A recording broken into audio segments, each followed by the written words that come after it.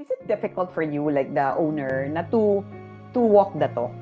Nung umpisa, before I went to Living Waters and have that Living Waters culture, napakahirap kasi alam mo sa mind mo that you need to be a good model. I think one of the important things that I've learned in Living Waters is about the open discussion in a small group about being authentic. Na okay lang na makita ng mga tao mo na may struggles ka rin. So after I learned that, yun ang in-apply namin sa company, like itong taxes and all things, mga challenges namin, we talk about it openly. And so with that, it helps them to understand where I am coming from.